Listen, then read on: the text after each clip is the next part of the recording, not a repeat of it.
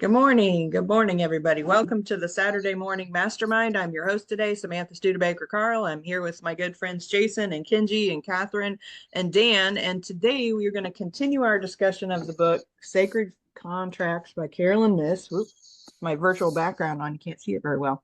All right. Well, you get the idea. Anyway, we are still in chapter 10, or chapter 10. What am I saying? Chapter 1. And we're on page 39 in the hard copy with the section titled The Goal of Spiritual Transformation. But before we get going with that, I want to give my friends an opportunity to introduce themselves. And then Catherine, you can take it away with the reading. Hi, good morning, Jason. Tampa. Glad to be here and be able to discuss this with you all. And Sisik in Las Vegas, where we're starting to warm up here and getting warmer. Kenji, Gorham, Maine. Hi, everybody. Good morning, it's Catherine Clement, and we're starting at the goal of spiritual transformation.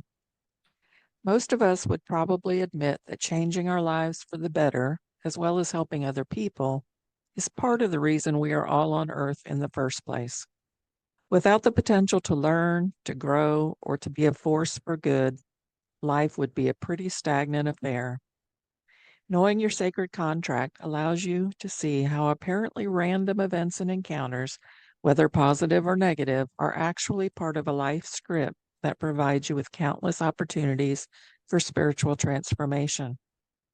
A common misconception about spiritual transformation is that it must be initiated by a trauma or tragedy of some kind, a serious illness, the loss of a loved one, a financial or personal catastrophe.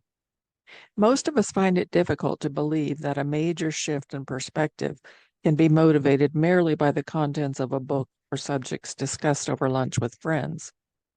But as I learned from speaking with Sharon, a reporter whose specialty was hard news, life changes can be catalyzed by the most apparently accidental encounters. Reporters are cynics by nature, she told me. You have to be somewhat cynical, or you'll be too easily seduced by the stories people tell you. When I started my career, my ambition was to write great human interest stories, but I especially liked the dramatic political stuff. Well, one day I was sent out to cover a police officer who was volunteering his time to speak to kids in inner city schools about the dangers of handguns and drugs. My first impression was that he was on a public relations mission sponsored by the local police department to get them some good press coverage. I met him in the morning and we spent the day going to 3 schools. His sincerity and genuine interest in kids was making me nervous because I realized that I was falling for this guy. By noon, I could not have cared less about this story. All I wanted to know was if he was married. Somewhere in her interview with Bill, Sharon asked him how his wife felt about his volunteering efforts. When he told me he wasn't married, I could barely hold my tape recorder without shaking, she said. I was terrified that my emotions were beginning to show, so I kept asking him more about his motives. Then he told me that he just felt drawn to helping kids have a better chance at living a good and productive life. When Sharon asked if Bill's motivations for doing this work were spiritual, he brushed off the question. I guess you could think of it that way, but I don't see why you would find that necessary, he said. I'm more interested in why one person who spends 5 hours a week volunteering his time is so unique or amazing that it even qualifies as a newspaper story. That suggests how rare we find the act of volunteering some part of ourselves to others. Sharon decided to write her article from that point of view, investigating the question as Bill had posed it. Her story generated such an enthusiastic response that she and Bill were asked to come on a local talk show, then radio programs. Pretty soon we were holding open forums discussing what motivates people to help others, she said. This avalanche of response changed my attitude about what I wanted to do as a reporter. I decided that I wanted to specialize in doing stories about people I call the sacred minority. I interview people who give of their time and people who have reasons for believing that no amount of help or giving would make any difference in life. I would never admit to my coworkers that I consider what I do now a spiritual mission, but actually I do. I am reporting about how human beings relate to each other's spirit and their own power to create change. Putting it into symbolic language, Sharon acknowledged that all of her work and all of the people she encountered represent the contract she made in life. That extended to Bill too, since their chance meeting did lead to marriage and 2 kids. Sacred contracts and human relationships. Bill and Sharon clearly had a contract with each other. The Turks might call it kismet, one's destiny or lot in life, and the Jews, Bashir, Yiddish for destined to be your beloved. They were not meant to be together merely romantically, although that's certainly part of it. Above all, they were meant to work together on issues and problems that went beyond their personal lives. In their development of transpersonal qualities, they would be led to achieve a kind of spiritual transformation. That kind of work can be intimate and loving, but at times it can also require blunt honesty.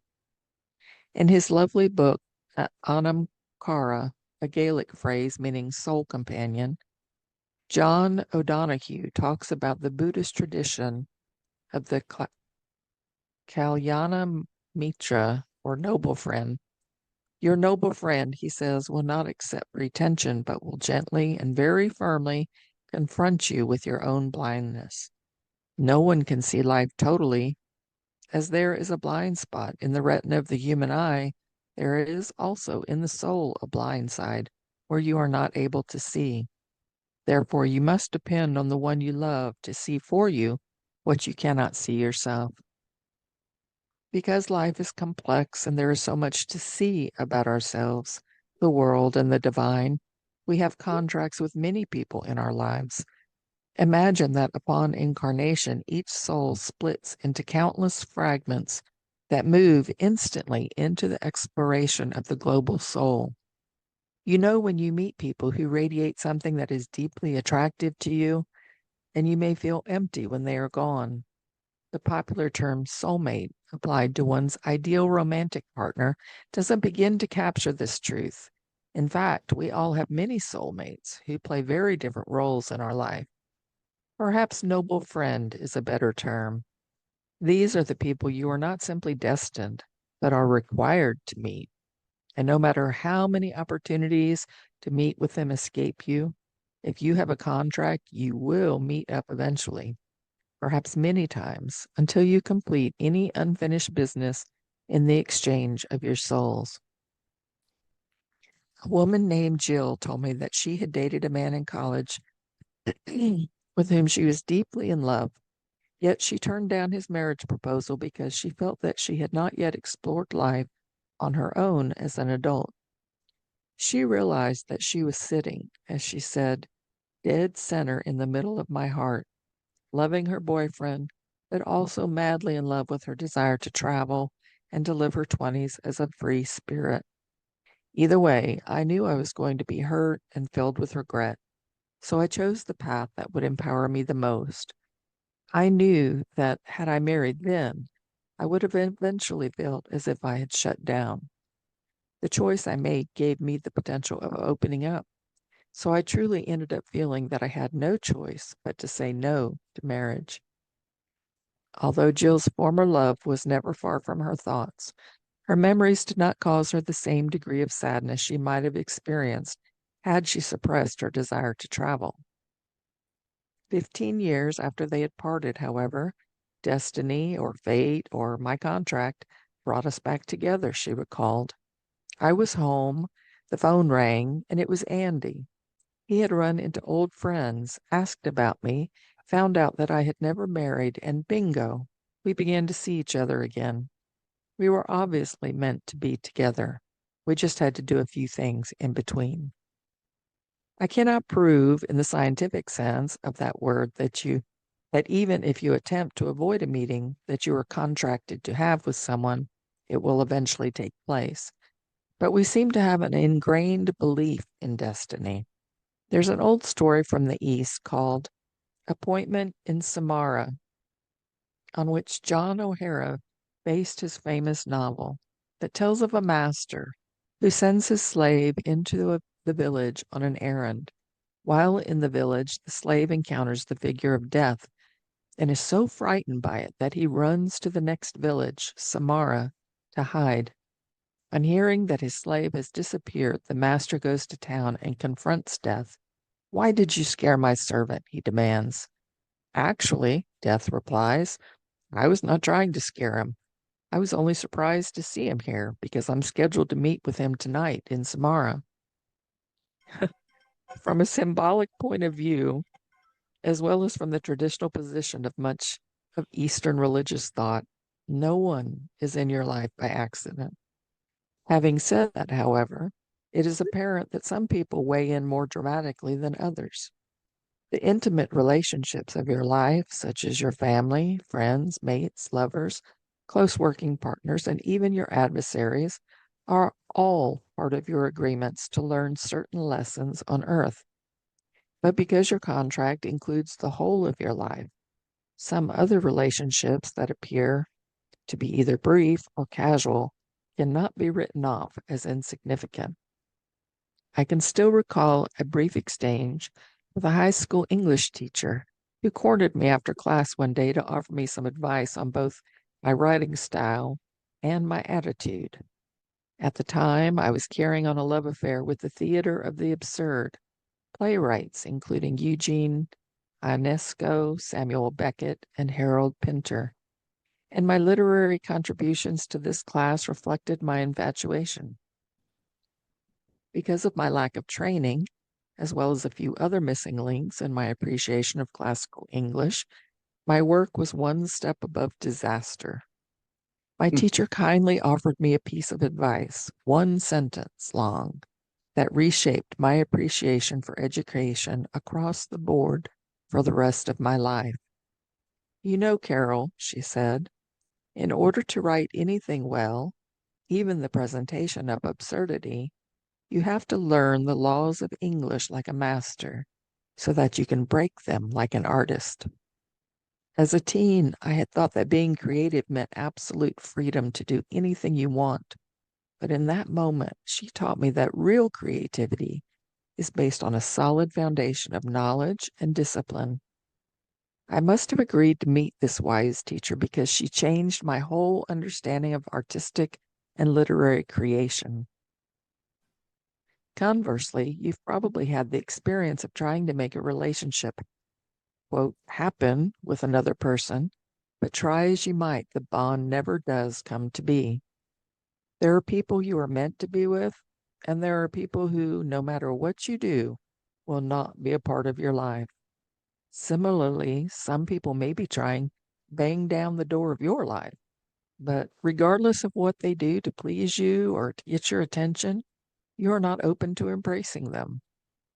None of us belongs in everyone's life.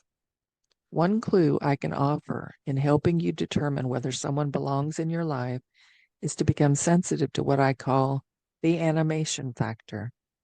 By my definition, animation refers to a kind of electricity that occurs between two people when the energy of life kicks in, as it does for lovers who absolutely adore each other. When I discuss the role of chakras in Chapter 6, you'll learn how to pick up other clues based on these subtle inner energy centers. The absence of electricity between people is as obvious as its presence. Without electricity, nothing will bridge the gap between you and forge a connection. You may be able to establish a temporary bond, but unless that flow between you and another person is natural, the bond you're trying to establish will be unsteady and full of static. Animating connections can also include relationships with people for whom you have an immediate dislike or with whom you fall into an instant pattern of power plays.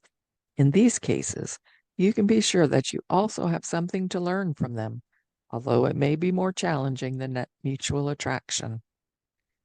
Carlos Castaneda said, that people from whom we often learn most in life are the petty tyrants, the ones who push our buttons and make us see in them the very qualities we most dislike about ourselves.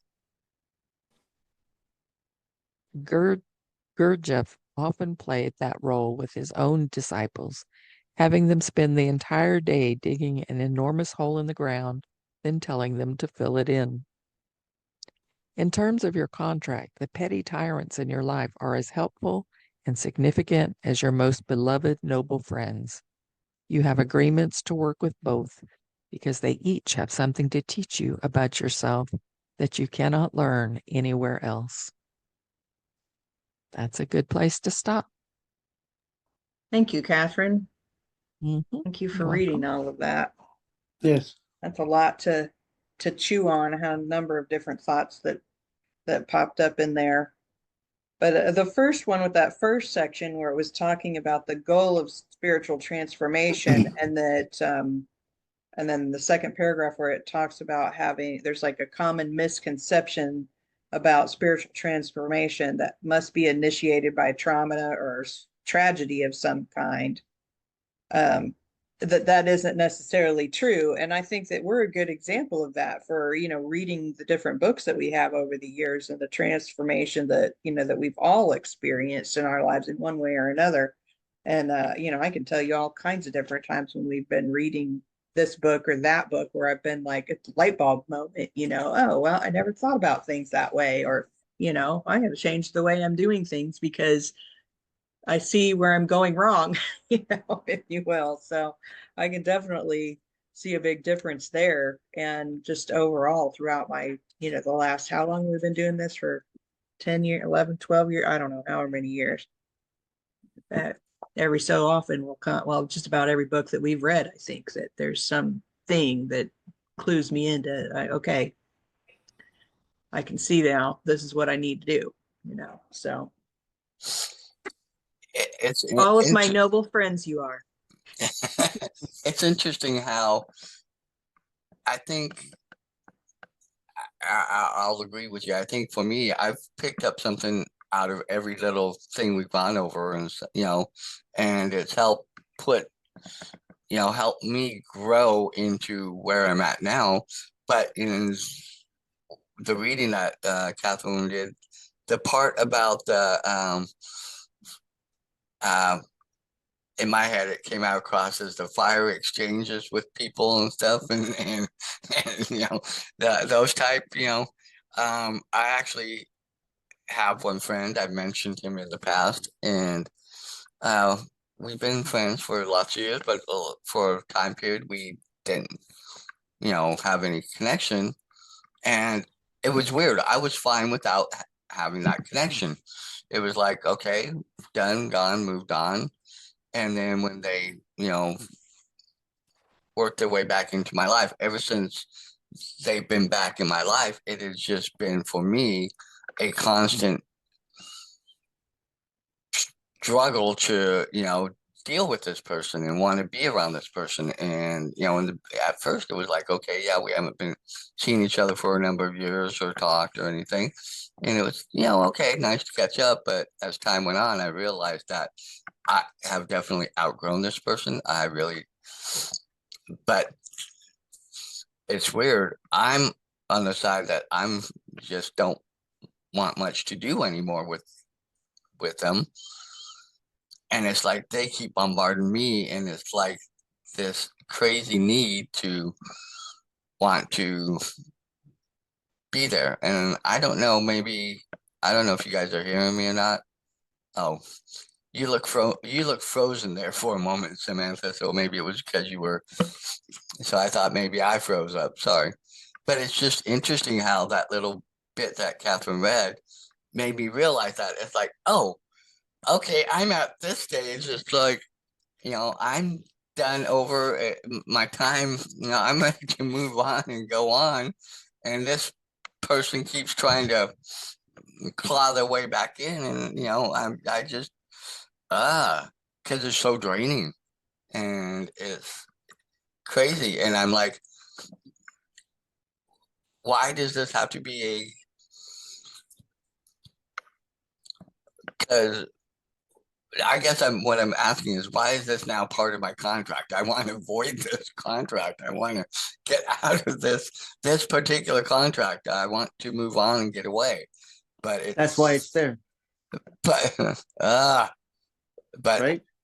well, maybe, but I don't want it there anymore. Well, then you got to make it go away, and then that's good. I'm trying, but I just now realized that that's what part of that was. Maybe that's part of that contract that I didn't realize was a contract, and yeah, it's stressful. It is.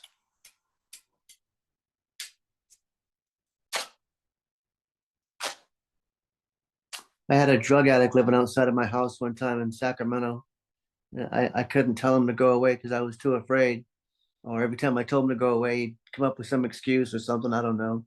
But I mean, I know what it's like to be in a situation where I've been treated like trash and not respected. And I even let it happen in my home. I rented a room out to somebody, and I allowed that to go on for 2 or 3 years. And the problem was definitely inside of me, unfortunately.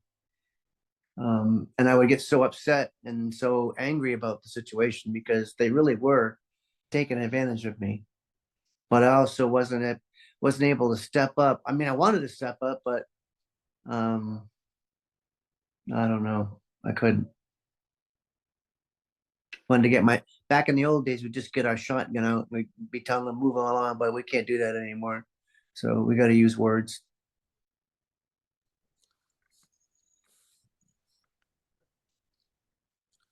That's part of it. I have tried to subtly, let them know and try and do it in a way, that just kind of lets things drift, so that way. And I don't know, it might come down to where I might have to finally just say I'm done. Well, I've kind of said I'm done, but no, I'm done. I really don't want anything more to do with you. You move on with your life. I'll move on with my life. And it might have to come down to that. But like on the flip side of this group and this, group where we've been, the core group of us have been meeting for, like Samantha said, about 12 years now, something like that. And we've gone through so many different books, so many different things. We've learned so much, and yet we're still learning and still growing. And there's still so much to learn that I cherish, and in a roundabout way, I covet this time, when I can come on and be and join and be around people that I like being around and enjoy being around, and kind of you guys help elevate me up. So it's and I feel that's might be another one of these contracts or divine. I believe it's God's divine appointment and using this as a catalyst in my life. So it's interesting how certain dichotomies play out in our lives and help us learn and see things, even if we don't see it in the beginning, but down the road as we grow and further on in our lives, we start to learn those things.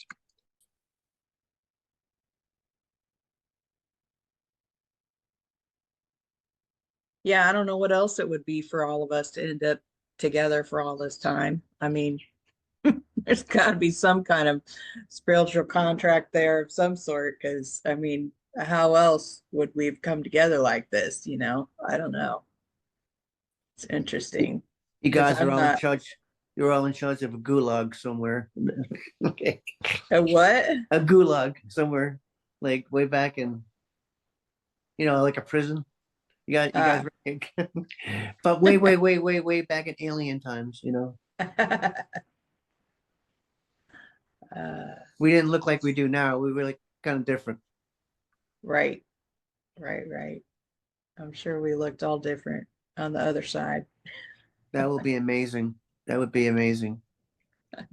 It's interesting that we can have relationships with people on different people on so many different levels, and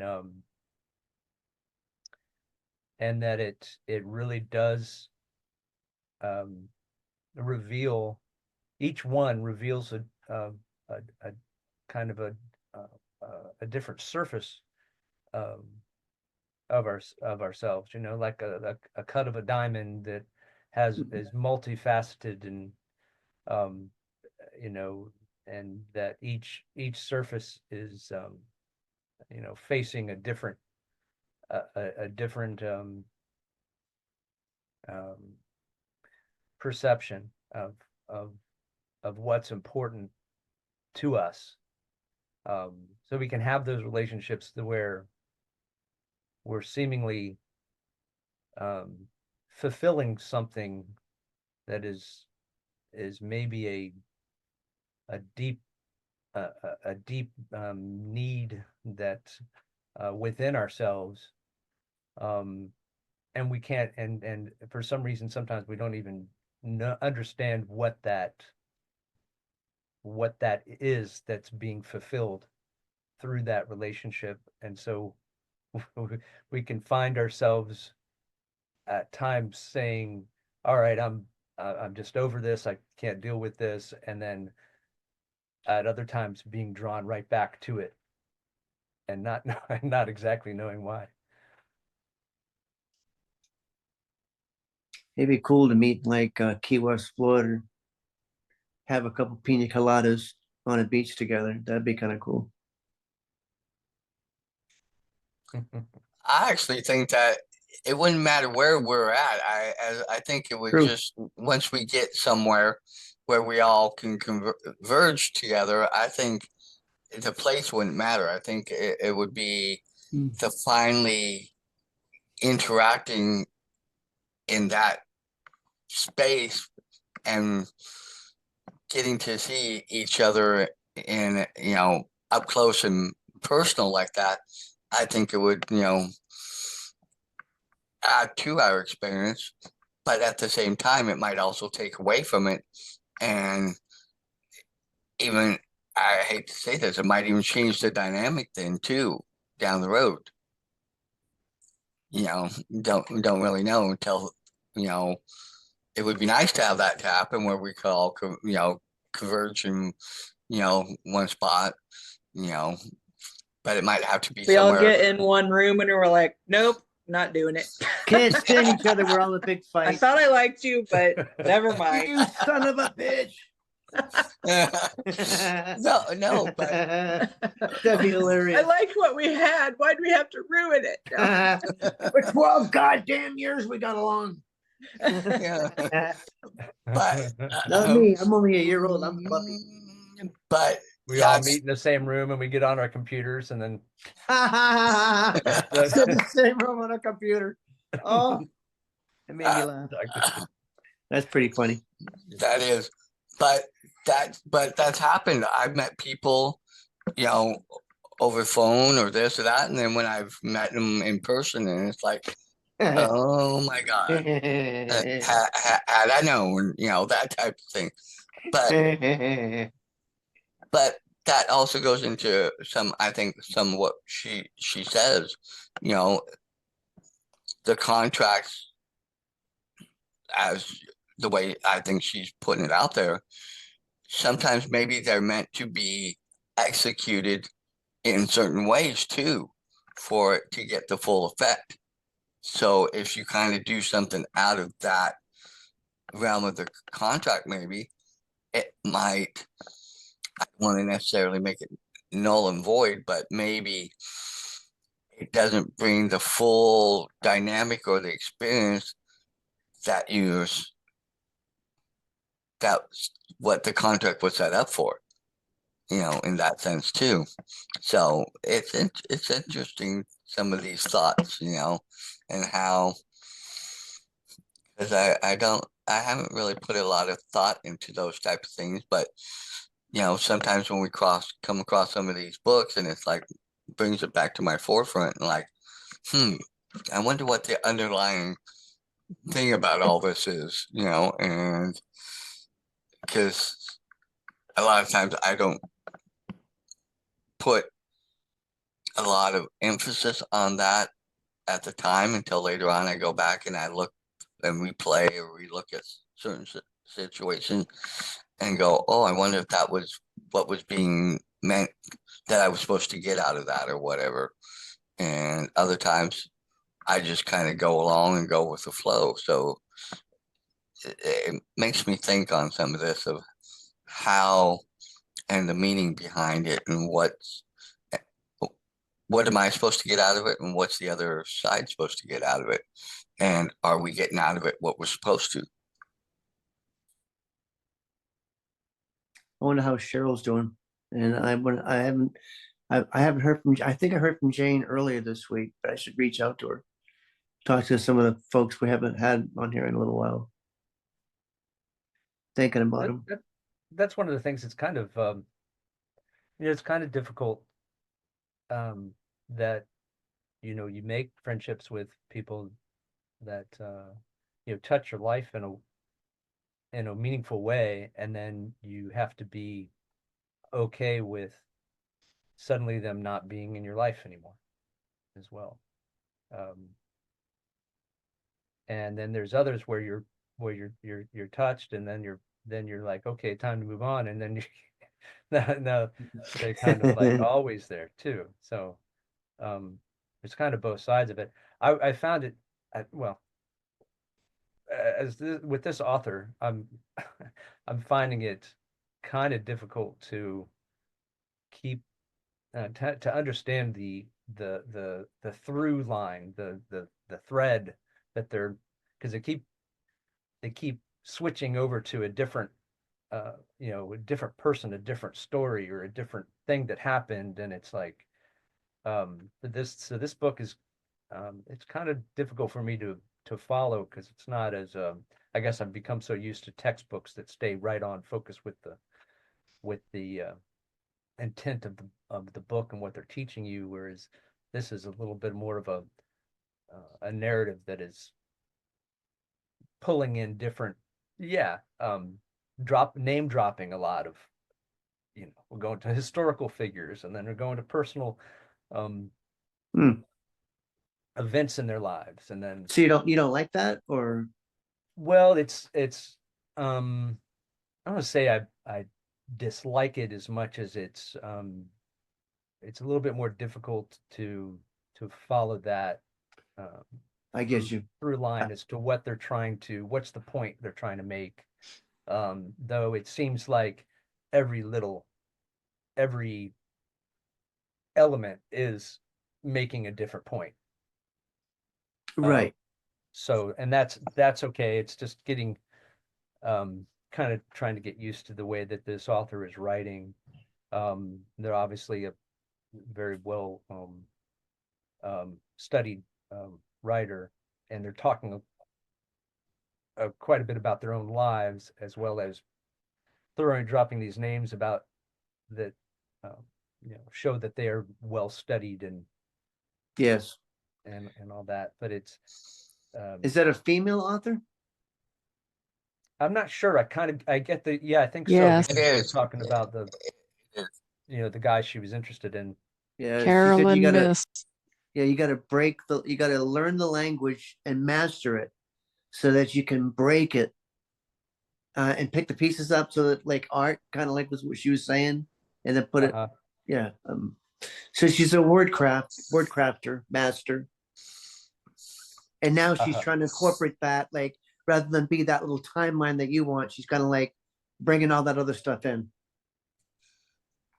Well, I think it's more connecting the dots of each one that have their own little relatively bit to that relative story, but it kind of keeps growing the way I keep looking at it, and it's growing from this, which builds upon this one, which builds kind of, I think it's kind of like, and you have to kind of connect each dot And I think the overall thing is that it's not so much that each story is the same story, but the underlying thought is that each one had their own relative contract that had to play out in the way that contract was set up.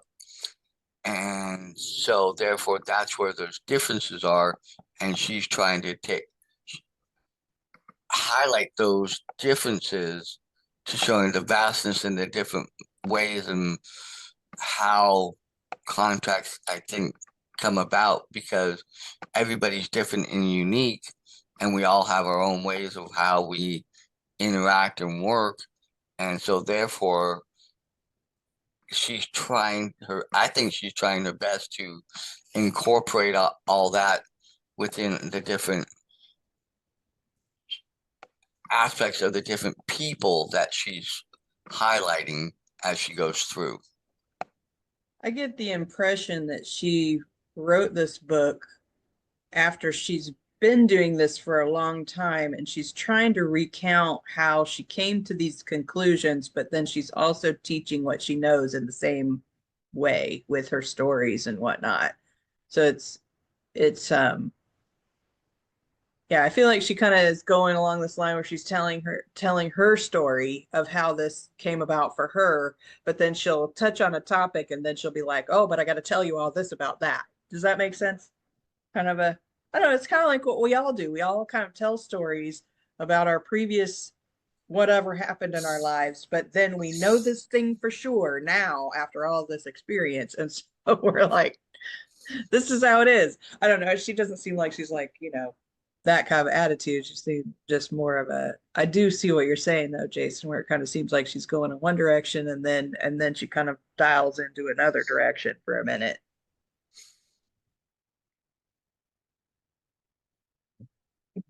Yeah, so I mean it's all good. It's a different way of writing that I'm not necessarily used to, which is fine. I was just noticing that that was sort of the framework, and but within it she's discussing quite a few different things, you know, and which is also great. Um, it's just, so the title It's of the not book so being linear like some of the things that we've looked at before.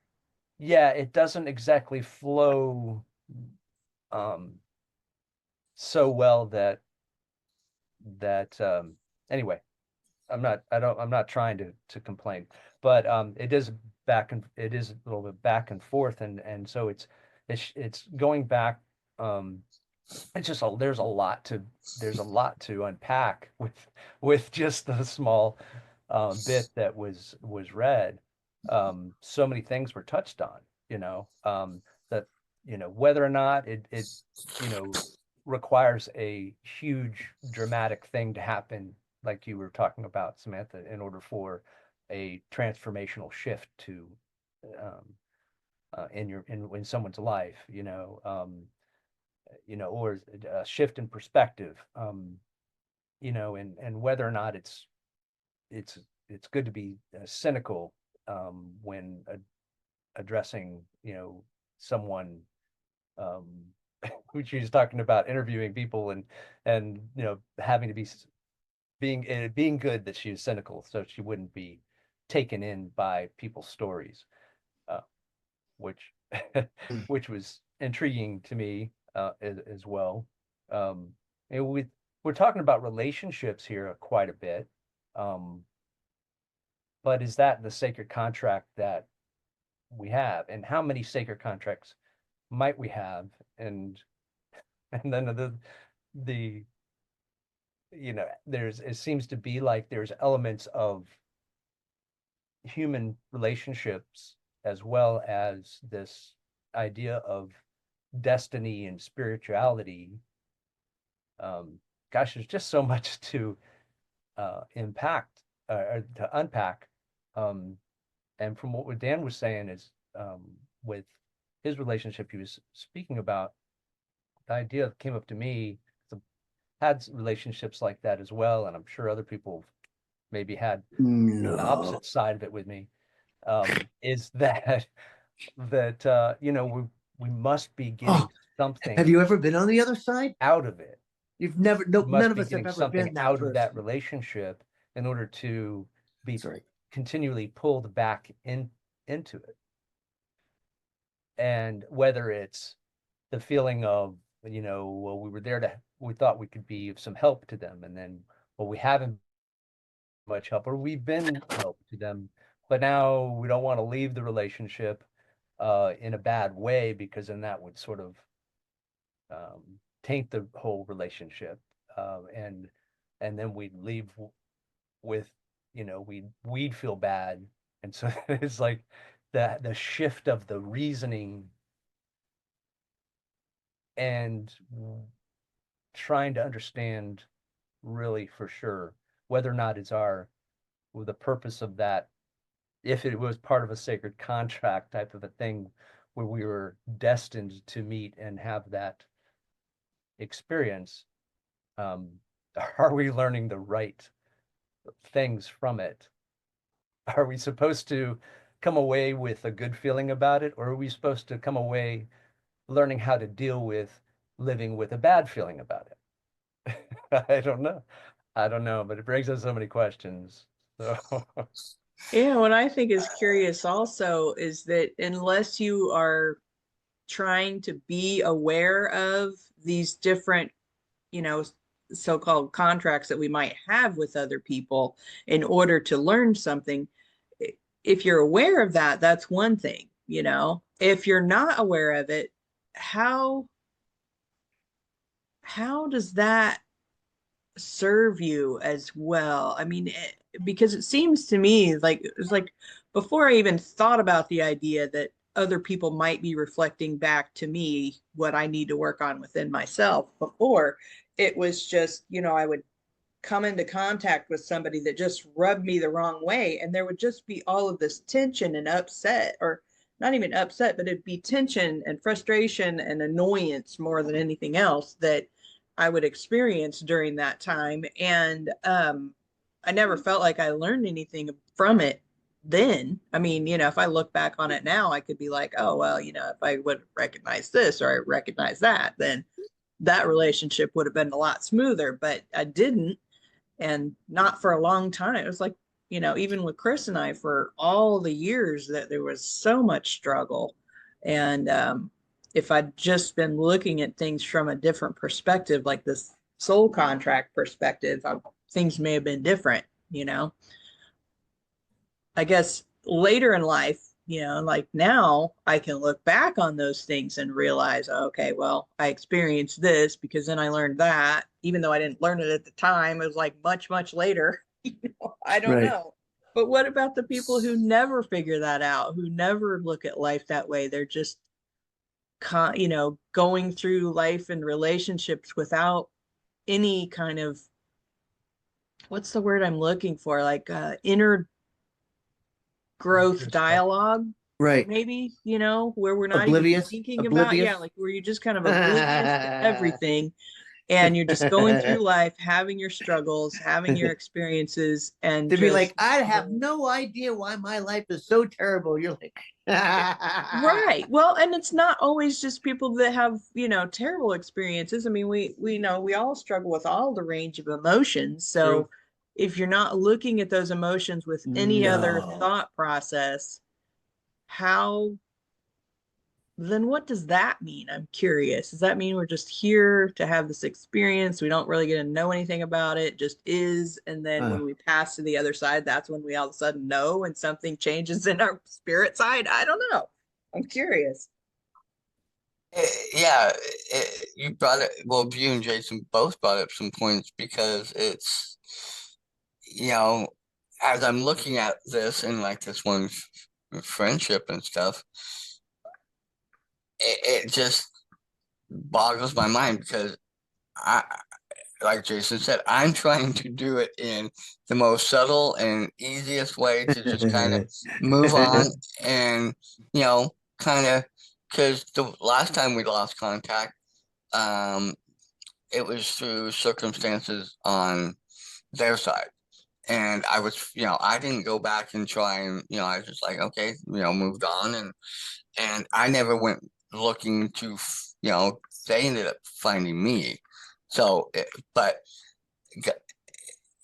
it's like going back to like, your soul plan or whatever it was, where we agreed to these things, um, before we came to Earth, but then we forgot here in office, kind of like, this is kind of also where I think kind of with her, like you were saying, Samantha, she's kind of going back for the purpose of writing the book and going through all that. I'm sure she has notes and everything and all that, but still also is relying on what she felt or what, but we all kind of do that. We tend to highlight the highlight reels, as I'll call them, and discard, but we still know the feelings that we had and issues that arrived and how we felt within some of those relationships.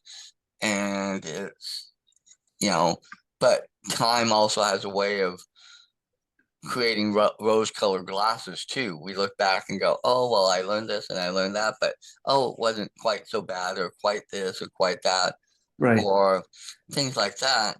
Yeah, we want to go And back to the good old days. Okie dokie. but it, and now we look at it and it's like, oh, well, now in the future, I'll try and do this, but then when that happens, do we necessarily make any changes either? It's how, and in ways do we incorporate all this, or are our natures still pretty self intact? And unless we consciously work at some of these changes, do we really incorporate them and make some of these changes and really learn something from all these different contracts that we probably have had all throughout our lives?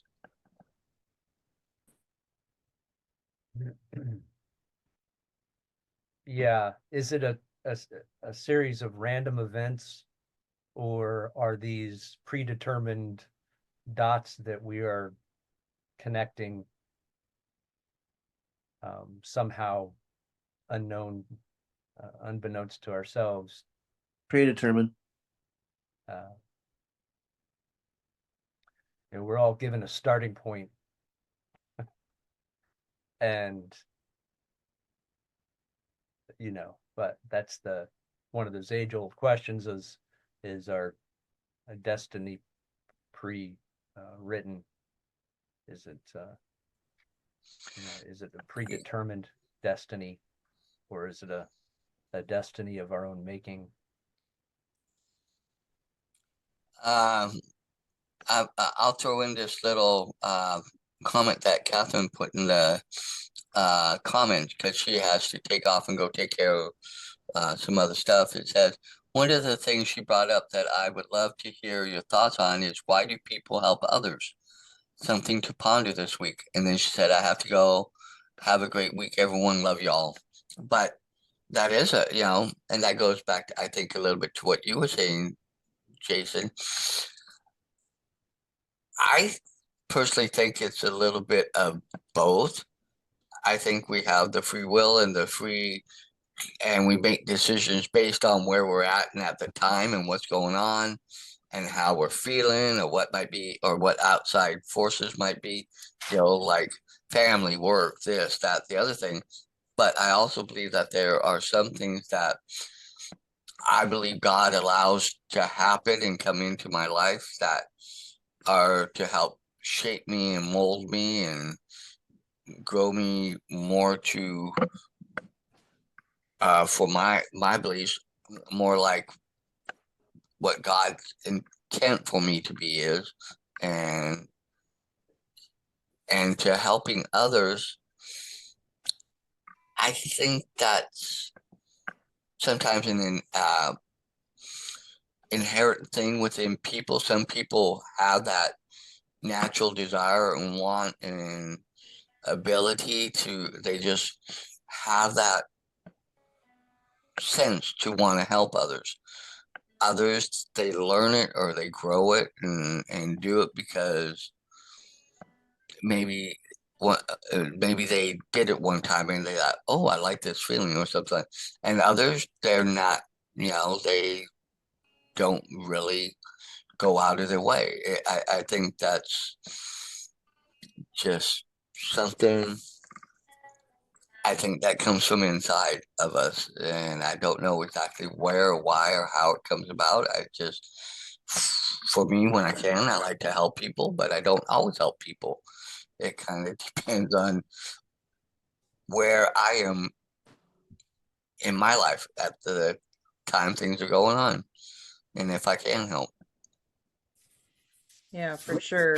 I definitely have experienced times in my life where I feel compelled to help in some ways, and then other times where not at all, and that's an interesting concept, particularly with me when it comes to people panhandling, is that most of the time I'm just like, I think to myself, you're here because you chose to be here, and that's on you, and then there'll be other times where I'll come across a person, I won't have any thoughts at all whatsoever, and I'm just like, here, I think you need this, whatever it is I happen to have in my pocket or whatever, and so I think that there are some aspects to the spiritual side of it, or the contract side of it, even if it's a brief thing, like I believe a lot in that whole concept of knowing, I'll just know what to do in the moment, and that'll be the right thing to do. I don't know, that's not exactly the wording that is in my head. It's just like, I just always remind myself, you always know what to do when it's appropriate to do it, because I think sometimes I stress myself out worried about whether I'm going to do the right thing at any given time in any given situation, and I always have to remind myself, you always know the right thing to do, you just do it, and you don't stress about it, and whatever it is. So I feel like it can be that way with helping. But guys, we are past the top of the hour, and I know Catherine will want to talk about this, so I made a note in our book so that we can jump back on this Wait, topic before we discuss the next thing. So next time. But Yeah. final thoughts, and then we can wrap up. Well, I think to Catherine's point, I think I wrote down a note in regards to that. What was mentioned, that it was the rarity of volunteering our time, or the rarity, that they were finding it interesting that it would be so notable of a thing to write about, to have it for a reporter to write about someone volunteering, because it must be something that's kind of rare. And I think that maybe, well, that just brings up the idea to me that possibly it's not something that's the people that volunteer don't go around a lot saying, oh, I volunteered here, I volunteered there, and they're not usually the types of people that want to take the credit. compulsive volunteers. So you almost have to have someone else tell the story about how people do good things, because the people that are doing the good Right. things aren't really looking for the recognition. Right. Yes. Look a little self-seeking. Unless they're Right. politicians. Oh man, don't go there. Looking for a photo op. Yeah. But look at Or, what you or sometimes with businesses, the businesses do the good thing because they want to and they truly believe in it, but yet at the same time, they want that recognition that we're a business that gives back to the community. It's like kind of that double-edged kind of a thing. It could be both, right? Mm-hmm. can be both, but Yeah. but you both brought up a good thought. But look at it. Look at how cynical people have gotten of people that highlight when they do something good. Everybody screams, oh, well, they're just looking because they want that pattern, or they want to, people to see how great and wonderful they are. And like Jason said, the ones that do it quietly and very, aren't looking for that. To me, those are the ones that really have the heart for it. Like They the $400 really, million jet. they really have the heart to do that, and whether or not they get the accolades or not, in fact, they'd rather not have the accolades. They just rather, I'm doing it. This is it's my passion. I like doing it. I want to do it. But because I think we've seen so many times where people have gotten up and, oh, well, we did this, or I did this, or this store did this, and we just kind of look at them and go, yeah, because you're trying to draw and show people how good you are and trying to get more people in your door because, oh, let's go or vote for this, and But that's so much a reflection of the person who's Mhm. witnessing it, that they're putting that, label on it. It's not necessarily true, but it's a valid Through their point. filters. It's a valid it's point. Yeah, Well, I yeah. was just gonna say, what is it about that? Why do we have that feeling? That if you're trying to draw attention to yourself for the things that you do, that you are not as good as the person who is being humble about it. That I feel like that's uh I don't know, because Perception. it's like a cultural thing, like somehow or another we have this perception that if you're trying to draw attention to yourself for doing something good, that somehow your intentions must not be good enough or noble enough or whatever. It only counts the best if you're not trying to draw attention to yourself. And that's a weird thing, I mean, why do we have that perception? Is it because of all the movies that have been trying to tell us that? I don't know. Or is that true? Because I mean, you could have completely noble intentions, but then also trying to benefit from it in another way. I mean, does that make it less good that you've done the thing? I mean, I know that we think that way. Well, I don't, but there's a large groups of people in the world that think that just because a corporation does something good, that doesn't make them good, but yet at the same time, it could be a completely good, intentions behind the whole company and they're doing something good. Never. Mhm. Yeah. Never. Yeah. Unless it's Ben and I Jerry's. mean, Unless it's Ben funny and to me. Jerry's. It's funny to me. There's this whole concept, and I'm going off on a tangent. I'm going to let that go. I'm not going to go in that direction because we don't Can have I time. quickly say, there have been Well, so we many have this- helpers. It's So like many human helpers nature through to my put life. meaning to things. Go ahead, Kenji. What? Oh, What'd I you just say? wanted, there've been so many helpers. Like, I think maybe there are contracts where they're in, they're out. They're there at that one moment that you needed them, and then you never see them again. Mhm. And I don't know how many of those we'll learn after we get to see it, because I think that I've gotten an awful lot of help. Well, yeah, there are. It's like for instance, the Riley Children's Hospital, and the Ronald McDonald House. If it wasn't for the Mhm. big benefactors, Yes. the people that have the big money that are donating, those organizations wouldn't exist in the way they do. And St. Jude's, all of those ones that do Danny so much Thomas. for kids' illness and Yeah. all of that kind of thing. And yeah, I mean, we can have a bunch of little people making small donations, but it's those big donations that makes the difference, Very true.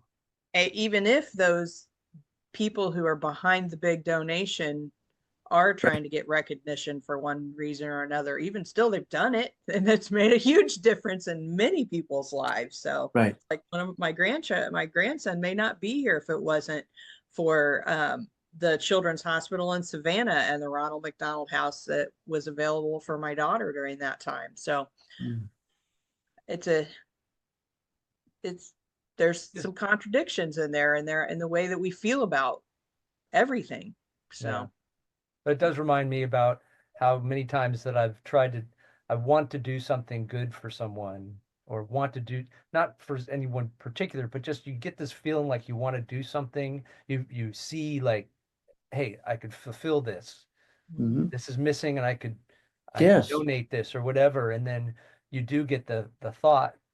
I mean, for me, That's sometimes the thought fabulous. comes through my mind like, I'm going to have to do this anonymously, or I'm going to have to, they're going to, think that there's some ulterior motive, whatever. And Yeah, um, and it's like, but what if there is? So what? The person can still benefit from it. Now, I if you think give them there's the an Ozempic, aspect, I I mean, think if that they, there's an aspect of like social class resentment. If you're in a certain income level and you see somebody with a lot of money making some big major donation, I think there's a resentment factor and a jealousy factor that comes into play in that. And that the people who can't do it are jealous of the people who can, and they are resentful of them for having everything that they have. How dare them have this social event that's $10,000 a plate? How dare them do such a thing, even though the whole event is to raise money for whatever the thing is. right. And yeah, it's great they gave that money, but I'm still mad at them because they have more than what I have. I mean, I feel like that's where a lot of this That's attitude stupidity. comes from. Take the money, be grateful. I mean, shit. Yeah. Exactly. well, We that's, could talk yeah. on And this then topic for a while. it's We'll interesting come back to because it you can next week though, easily guys, because switch to it's the other after. side of it You in our what? conversation without knowing it.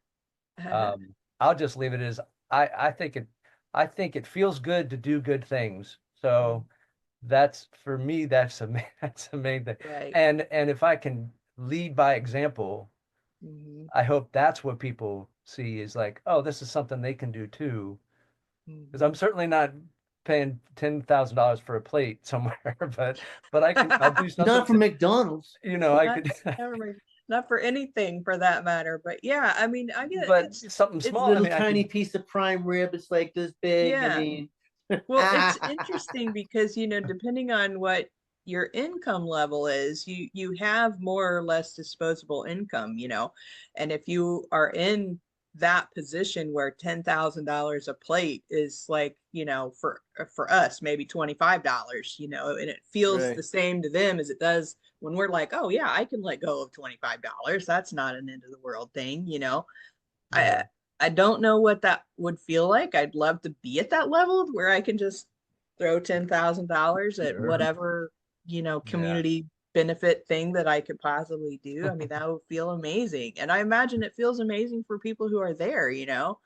And then for us little guys who have, minimal resources to be resentful of that, that's our own internal baloney we Yeah. got to deal with, right? We're Yeah. just mad that we're not there. Yeah. Yeah. I agree. So Been good. I Yeah. love you guys. Hey, real quick before we go, well, let me wrap up the Saturday Mastermind, but hang here for a minute.